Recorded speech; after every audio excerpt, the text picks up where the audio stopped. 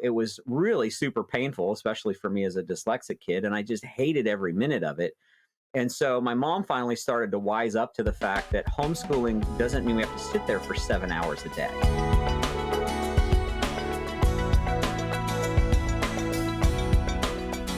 When you buy a curriculum that's made for a school classroom, and that was all that was available when I was growing up, and most of the curriculum that's still out there that people buy for homeschooling was originally designed for a school classroom.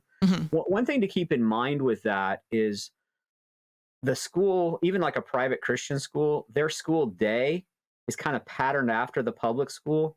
So for the most part, they're trying to keep those students there for an hour a class. So I remember when I was being homeschooled in 5th grade, I was diagramming 42 sentences a day. Oh, good golly. In 5th grade, using a curriculum you would all know, because they were basically just having to keep you busy for an hour in English class. Yeah. And so it was really super painful, especially for me as a dyslexic kid. And I just hated every minute of it.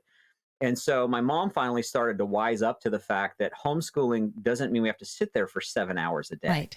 We're not a classroom. We don't have to do that. We're not on the clock, right? Right.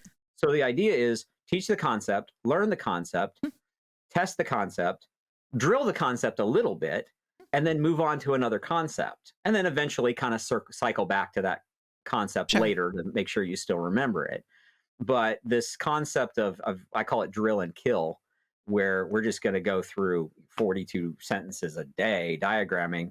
What it does, it frustrates the student and it makes them hate learning. And you don't have to do that. So, in a situation like that, either look for a curriculum that's published specifically for homeschoolers that cuts out a lot of the busy work, or if you found a good quality textbook company that creates for the classroom, just realize you don't have to do every single drill or every single question on the test if it's just repetitive drill information. Yeah. So you can skip a lot of that. You can say, look, if there's 42 of those, do 5, and then let's move on to the next thing. Yeah. Yep. Love that. We do that with our girls, specifically with math.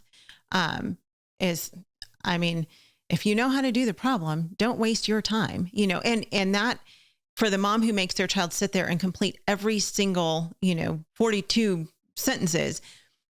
And if it's causing frustration for your student, that is breaking the relationship between you and your child, because then they're going to be frustrated actually probably more with you than they are with the actual parsing of the sentences.